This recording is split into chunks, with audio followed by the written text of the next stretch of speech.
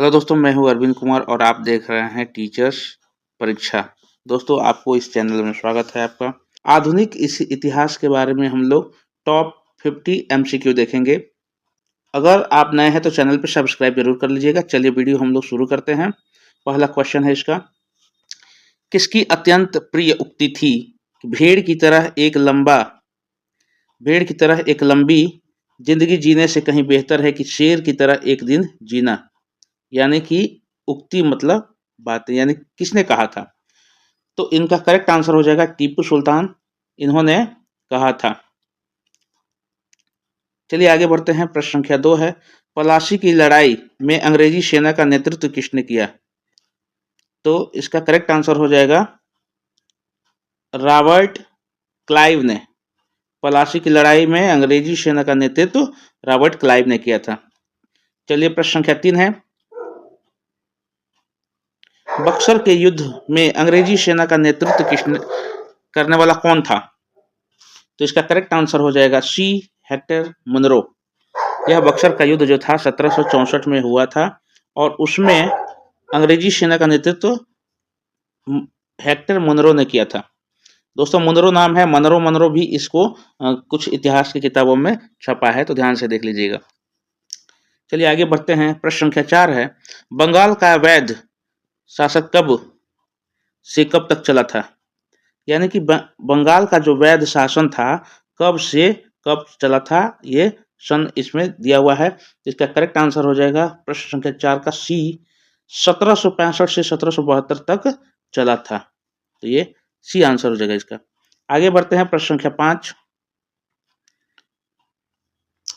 वर्ष 1798 ईस्वी में लाई वेलेस्की द्वारा प्रस्तावित सहायक संधि को स्वीकार करने वाला पहला भारतीय शासक था। इसमें शासक के नाम दिए हुए हैं और आपको शासक का नाम बताना है। तो प्रश्न संख्या 5 का बी हो जाएगा। हैदराबाद का निजाम जो था वो सबसे पहला भारतीय शासक था जिसने प्रस्तावित सहायक संधि को स्वीकार किया था।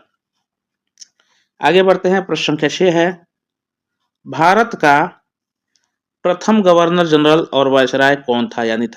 यानी कि इसमें कौन सा था। 4 नाम दिए गए हैं ऑप्शन में। तो इसका करेक्ट आंसर हो जाएगा बी, लॉर्ड कैनिंग जो थे भारत के प्रथम गवर्नर जनरल और वायसराय थे। आगे बढ़ते हैं। प्रश्न संख्या 7 है, तीसरे आंग्ल मैसूर युद्ध को रोकने के लिए टीपू सुल्तान ने अंग्रेजों के साथ कौन सी संधि कर ली। इसमें ये 4 संधियां दिया हुआ है और आप ध्यान दीजिएगा कि इसमें से कौन सा करेक्ट संधि होगा। जी हाँ, बी करेक्ट आंसर हो जाएगा, श्रीरंगपट्टनम की संधि। दोस्तों, ये टीपू सुल्तान ने अपनी राजधानी बनाई थी श्रीरंगपट्टनम। तो इसकी संधि करके उन्होंने तीसरे आंग्ल मैसूर युद्ध में। ठीक, आगे बढ़ते हैं। प्रश्न संख्या 8 है, राज्य क्षय, हड़प नीति, जब्ती सिद्धांत, यानी कि ये अंग्रेजों द्वारा लागू हुआ था। तो किसके द्वारा लागू की गई। तो अंग्रेज में उस समय के गवर्नर जनरल कौन थे जो हमारे भारत में थे। तो इसका करेक्ट आंसर हो जाएगा डी, डलहौजी।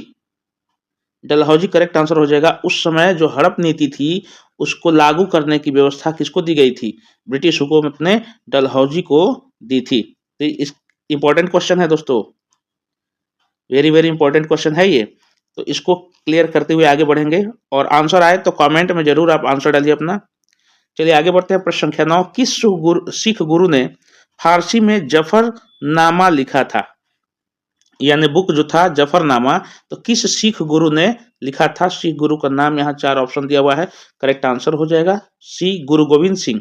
गुरु गोविंद सिंह ने जफरनामा लिखा था। आगे बढ़ते हैं। प्रश्न संख्या 10 है, भारत में डाक व्यवस्था शुरू करने वाला ब्रिटिश गवर्नर जनरल कौन था। तो इसका करेक्ट आंसर हो जाएगा लॉर्ड डलहौजी। लॉर्ड डलहौजी के समय में भारतीय डाक सेवा भी शुरू हुई थी और उसने। चलिए प्रश्न संख्या 11 है, किस सिख गुरु ने गुरु नानक की जीवनी लिखी थी। गुरु नानक देव की जीवनी किसने लिखी थी। तो इसका करेक्ट आंसर हो जाएगा डी, गुरु अर्जुन देव ने लिखी थी। प्रश्न संख्या 12 है, सिखों के सैन्य संप्रदाय खालसा पंथ का प्रवर्तन किसने किया था। तो इसका करेक्ट आंसर हो जाएगा सी, गोविंद सिंह ने किया था। चलिए आगे बढ़ते हैं। प्रश्न संख्या 13 है, 1757 में सिराजुद्दौला किसके द्वारा पराजित किया गया था?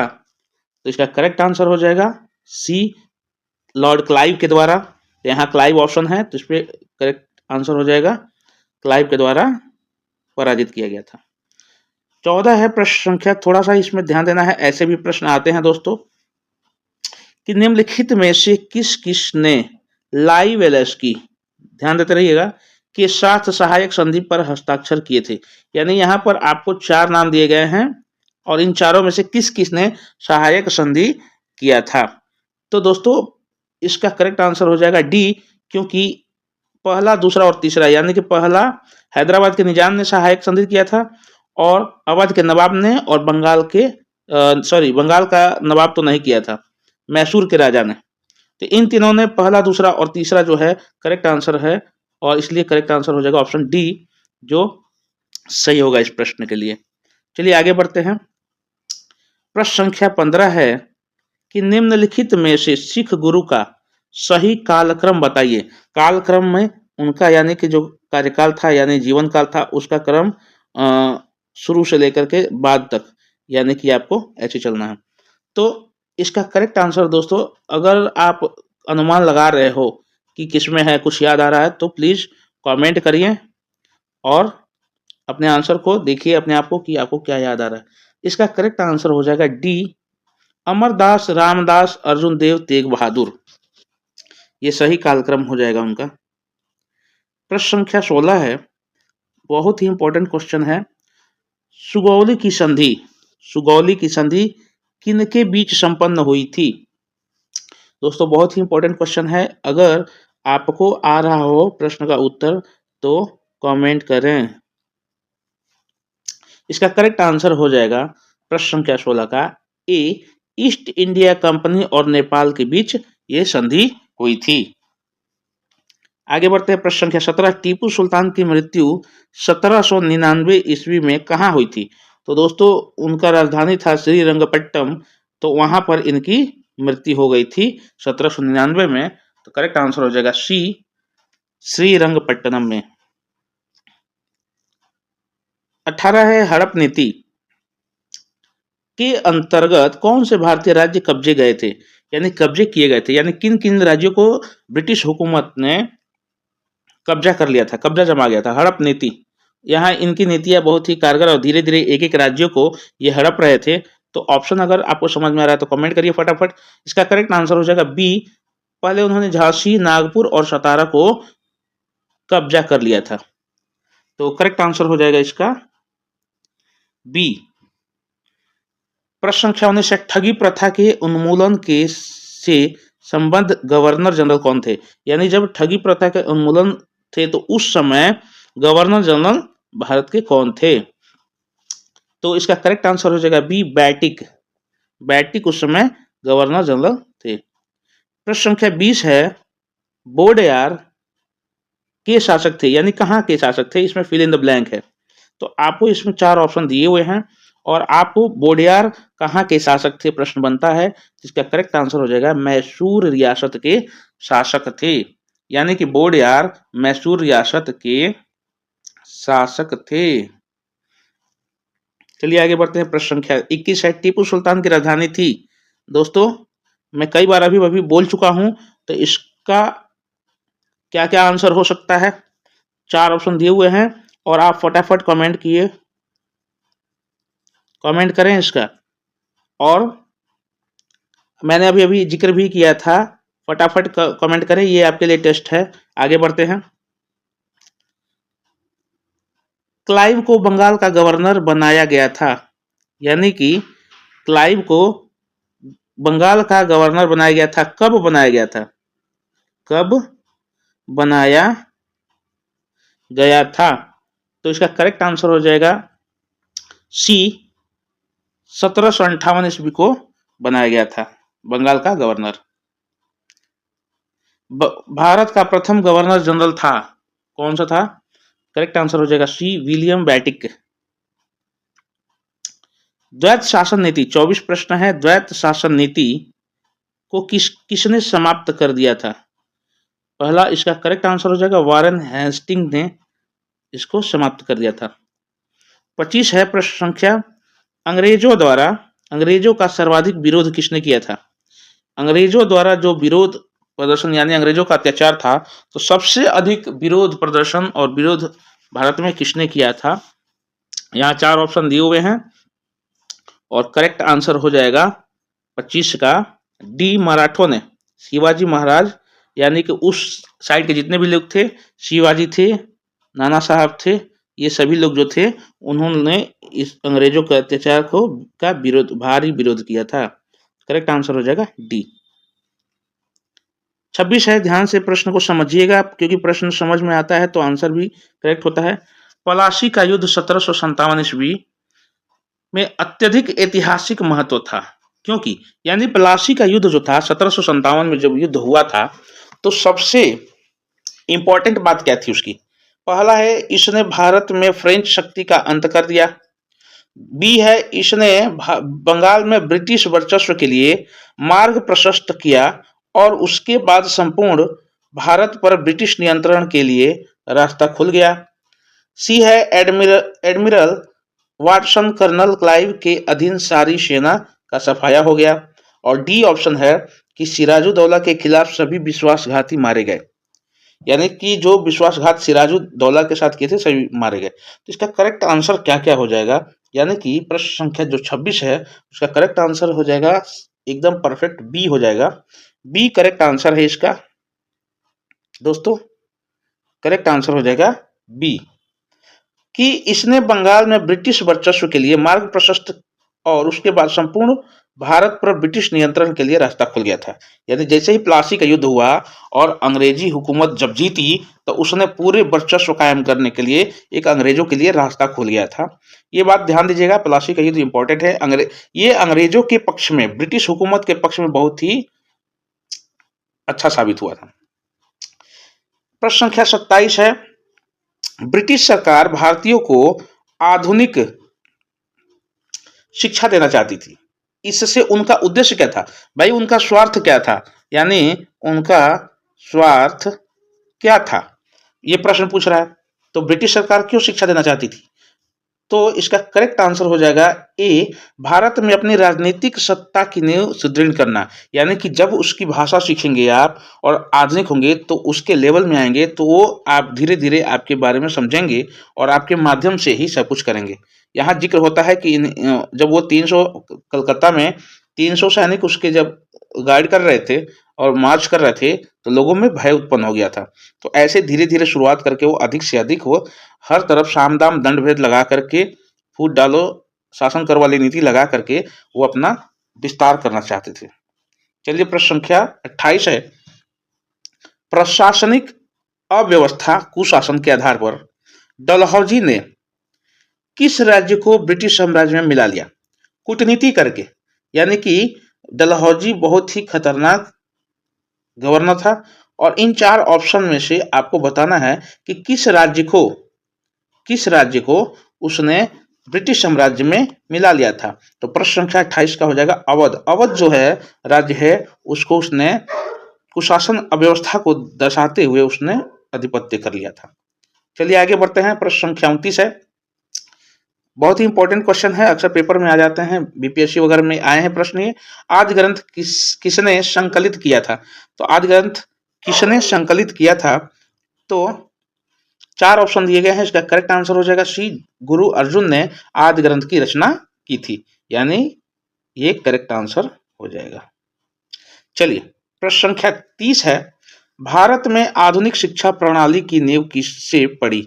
यानी कि जो भारत में आधुनिक शिक्षा प्रणाली की नींव पड़ी थी, किस अधिनियम या फिर किस माध्यम से पड़ी? वो ऐसा कौन सा फैसला था जिसके माध्यम से पड़ी? तो इसका करेक्ट आंसर हो जाएगा बी, 1835 में जब मैकाले की मिनट से, यानी उसने जो एक अधिनियम पारित किया था उससे 1835 में मैकाले ने जब वो, तो उसी के बाद से आधुनिक शिक्षा प्रणाली की नींव पड़ गई, यानी कि शिक्षा में आधुनिकता ऐड होने लगी उस समय। चलिए आगे है। प्रश्न संख्या 31 है कि किस सिख गुरु को बाकला द बाबा, यानी कि वेरी वेरी इंपॉर्टेंट क्वेश्चन है, ये ध्यान रखिएगा। बाकला द बाबा, जिसको हिंदी में बाकला के बाबा कहा जाता है, किस सिख गुरु को कहा जाता है? करेक्ट आंसर हो जाएगा बी, तेग बहादुर को, यानी करेक्ट आंसर हो जाएगा तेग बहादुर, जो सिख गुरु थे उनको बाकला द बाबा की उपाधि दी गई थी। प्रश्न संख्या 32 है, गुरु गोविंद सिंह की रचनाएं क्या क्या हैं? यहाँ पर दोस्तों 4 रचनाएं दी गई हैं और इसमें से आपको बताना है कि इन चारों में से गुरु गोविंद सिंह की रचना कौन कौन सी है। तो इसका करेक्ट आंसर हो जाएगा दोस्तों डी, दशम ग्रंथ भी उन्होंने लिखे था, चंडी चरित्र भी लिखा था, विचित्र नाटक और जफरनामा, जो कि जफरनामा अभी हम लोग पहले पढ़ चुके हैं। तो गुरु गोविंद सिंह ने ये चारों का रचनाएं की थी, तो ये करेक्ट आंसर हो जाएगा डी, 1, 2, 3 एवं 4। आगे बढ़ते हैं। प्रश्न संख्या 33 है, किसने मुखलिसपुर में लोहगढ़ जो है अभी नामक मजबूत किला बनवाया था? यानी कि लोहगढ़ का किला किसने बनवाया था? तो प्रश्न संख्या 33 का करेक्ट आंसर हो जाएगा सी, बंदा बहादुर, जो वीर बंदा बैरागी के नाम से जाने जाते हैं। तो बंदा बहादुर ने लोहगढ़ का मजबूत किला बनवाया था। आगे बढ़ते हैं।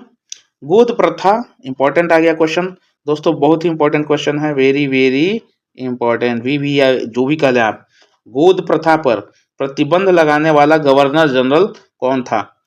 अब देखिए यहाँ पर थोड़ा सा जिक्र है, गोद प्रथा पर प्रतिबंध।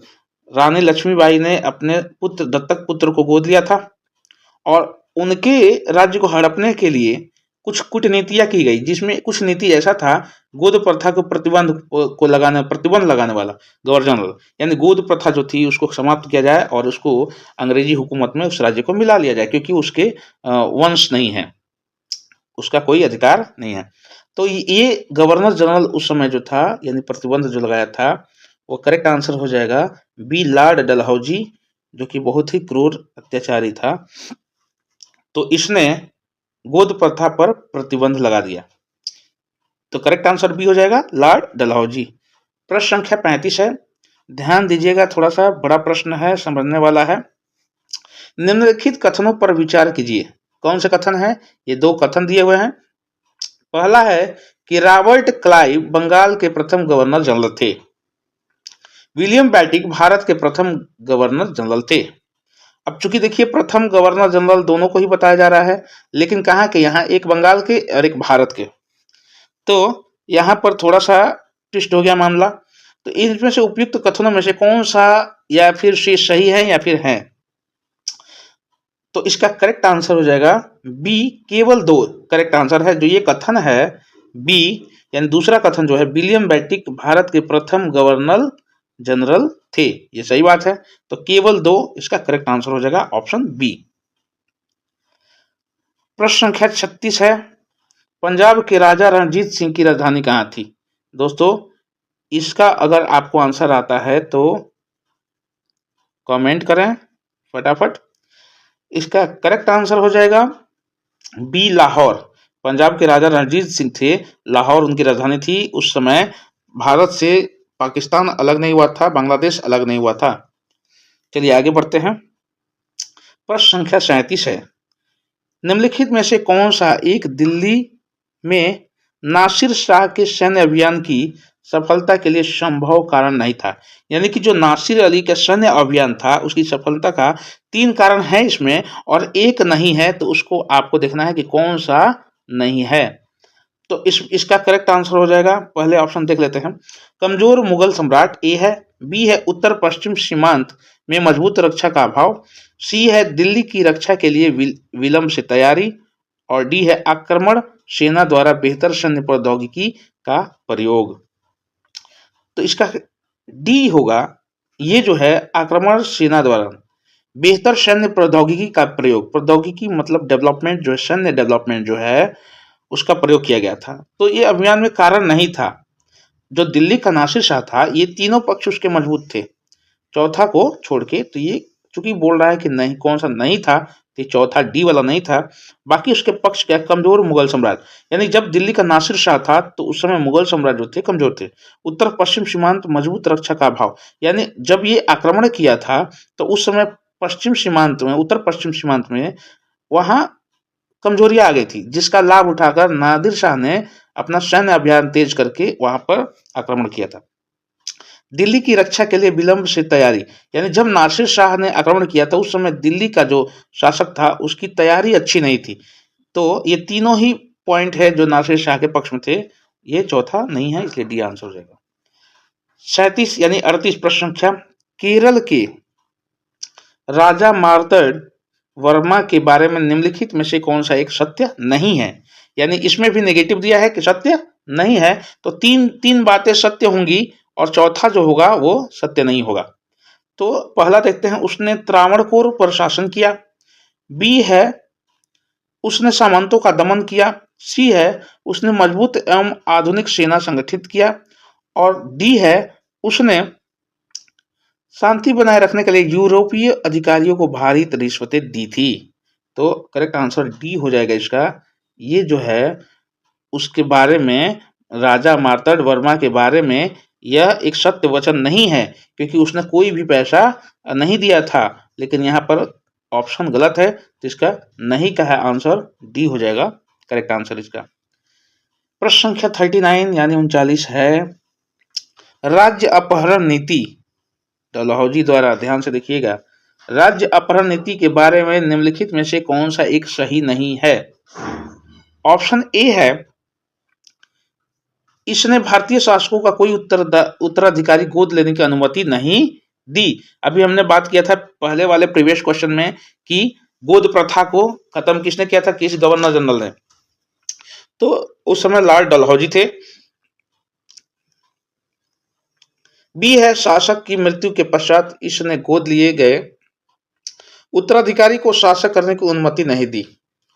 सी है किसी शासक की मृत्यु हो जाने के पश्चात इनसे भारतीय राज्य का समामेलन अनिवार्य बना दिया गया। डी है इसने भारतीय राज्य का समामेलन अनिवार्य बना दिया यदि उत्तराधिकारी को गोद लिया जाना ब्रिटिश प्राधिकारी द्वारा अनुमोदित न हुआ हो। तो 39 का करेक्ट आंसर हो जाएगा डी। एक इसमें बात है, इंपॉर्टेंट है कि कौन सा एक सही है। तो इसने भारतीय राज्य का समामेलन अनिवार्य बना दिया। अब जो अंग्रेजी हुकूमत थी तो इसने क्या किया, अनिवार्य कर दिया यदि उत्तराधिकारी को गोद लिया जाना ब्रिटिश प्राधिकारी द्वारा अनुमोदित न हुआ। तो ब्रिटिश हुकूमत कभी चाहते ही नहीं थे कि गोद लिया जाए, कोई भी राज्य गोद ले, उत्तराधिकारी बनाए उसको अतिरिक्त, और उसी का फायदा उठाकर वो चाहते थे। तो करेक्ट आंसर डी हो जाएगा। प्रश्न संख्या 40 है,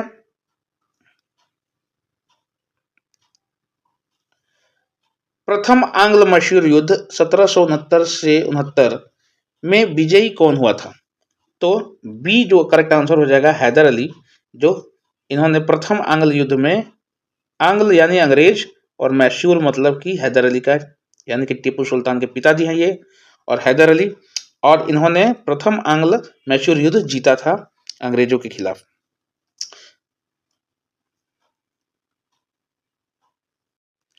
प्रश्न संख्या 41 है, पलासी के युद्ध में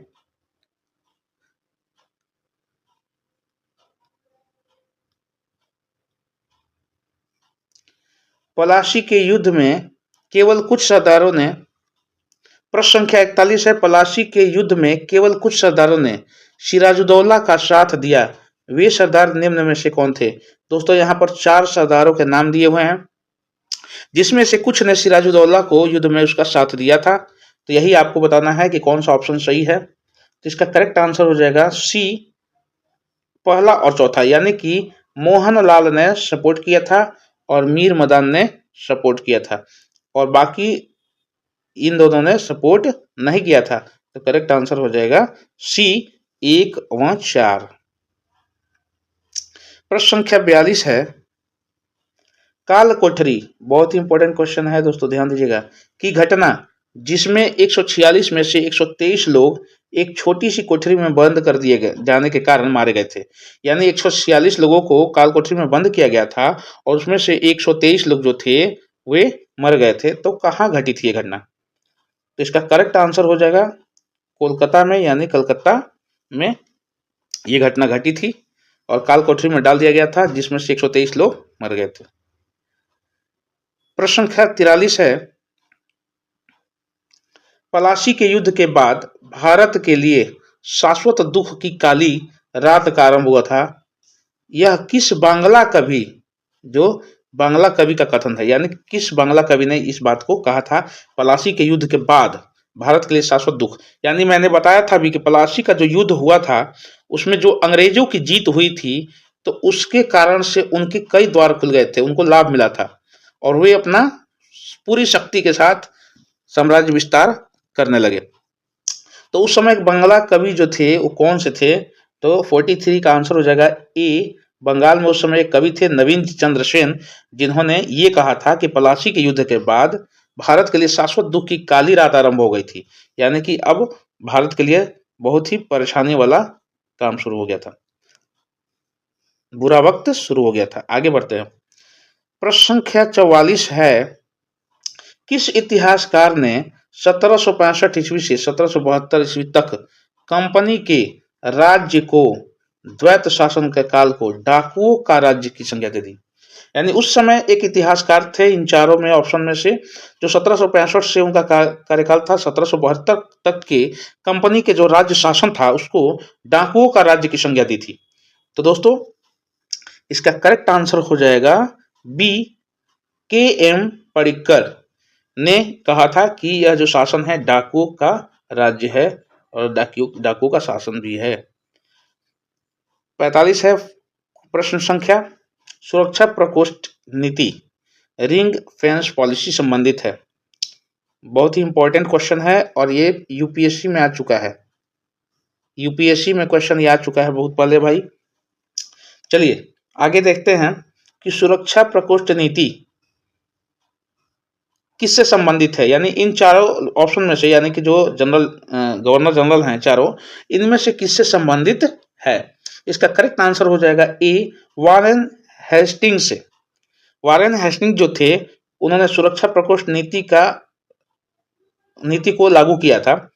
इसका कारण यह था सुरक्षा प्रकोष्ठ नीति यानी कि रिंग फेंस पॉलिसी, और इस पॉलिसी में यह इन्वॉल्व होना चाहते थे राज्यों की सुरक्षा से संबंधित बातों से। 46 का है प्रश्न संख्या, इलाहाबाद की संधि 1765 के बाद, जो इलाहाबाद की संधि हुई थी के बाद रॉबर्ट क्लाइव ने मुर्शिदाबाद का उप दीवान किसे बनाया था? यहाँ पर 4 ऑप्शन दिए हुए हैं और किसको उसने बनाया था। जो इलाहाबाद की संधि हुई थी 1765 में, तो मुर्शिदाबाद जो जगह है उसका उप दीवान किसे बनाया गया था? तो इसका करेक्ट आंसर हो जाएगा Mohammad Raza Khan, option A correct answer हो जाएगा। प्रश्न संख्या 47 है, निम्नलिखित में से किस भारतीय को रॉबर्ट क्लाइव ने बिहार का नायब दीवान नियुक्त कर दिया था? नायब दिया, ये बिहार से संबंधित है, वो मुर्शिदाबाद से था, अभी बिहार से। तो नायब दीवान नियुक्त किया था रॉबर्ट क्लाइव ने किस बिहारी को, यानी बिहार के लोगों, किसे बिहार का? तो 47 जो है डी, राजा सिताब राय, राजा सिताब राय को नायब दीवान बनाया गया था। किसने बनाया था भाई? क्वेश्चन ये भी आता था कि राजा सिताब राय को बिहार का नायब दीवान किसने बनाया था? तो वहां आंसर हो जाएगा रॉबर्ट क्लाइव, और यहाँ पर है रॉबर्ट क्लाइव ने बिहार का दीवान किसे बनाया था? तो राजा सिताब राय को। चलिए आगे बढ़ते हैं। प्रश्न संख्या 48 है, रणजीत सिंह ने सुप्रसिद्ध कोहिनूर हीरा प्राप्त किया था। रणजीत सिंह ने सुप्रसिद्ध हीरा प्राप्त किया था, किससे प्राप्त किया था? करेक्ट आंसर हो जाएगा शाह शुजा। बहुत ही इंपॉर्टेंट वी आई क्वेश्चन है। तो शाह शुजा से कोहिनूर का हीरा रणजीत सिंह ने प्राप्त किया था। प्रश्न संख्या 49 है, ब्रिटिश जनरल जिसने हैदर अली को पोर्टानोवा के युद्ध में हराया था। हैदर अली कौन थे? टीपू सुल्तान के पिता थे, मैसूर के, और जिनकी राजधानी टीपू सुल्तान ने बाद में श्रीरंगपट्टनम कर दिया था। तो हैदर अली को पोर्टानोवा जो जगह था उस युद्ध में हराया था। अब उस समय युद्ध का जो संचालक अंग्रेजों की तरफ से, ब्रिटिश हुकूमत की तरफ, ब्रिटिश जनरल जो था संचालन कर रहा था, और कौन था? तो इसका करेक्ट आंसर हो जाएगा बी, सर आयरकूट नाम का जो ब्रिटिश जनरल था उसने हैदर अली को पोर्टा नोवा में हराया था। एक क्वेश्चन से 4-5 क्वेश्चन बन सकते हैं दोस्तों कि हैदर अली को किस युद्ध में सर आयरकुट ने हराया था, तो आंसर हो जाएगा पोर्टा नोवा। तो इस तरह से एक क्वेश्चन से 4-5 क्वेश्चन आप बन सकते हैं, ध्यानपूर्वक देखिएगा। और ये 49 क्वेश्चन है और अगला टेस्ट ग्रुप में ये क्वेश्चन है, ध्यान से देखिएगा, इसको कमेंट करिएगा। महाराणा रणजीत सिंह के उत्तराधिकारी थे। इन चारों ऑप्शन में से ये टेस्ट क्वेश्चन है, आप बताइए कमेंट करके, फटाफट कमेंट कर लीजिए। इसका उत्तर होगा बी, खड़क सिंह। खड़क सिंह महाराणा रणजीत सिंह के उत्तराधिकारी थे। तो दोस्तों आज का ये इतिहास का जो सेशन था, ब्रिटिश सत्ता का विस्तार बंगाल, मैसूर, पंजाब आदि के संदर्भ में, जो आधुनिक भारत के संदर्भ में आता है। तो ये वीडियो कैसी लगी आपको, प्लीज लाइक करें, सपोर्ट करें और सब्सक्राइब कर ले और बेल आइकन जरूर दबा लें ताकि आपको वीडियो टाइम से मिलती रहे। तब तक के लिए जय हिंद, जय भारत।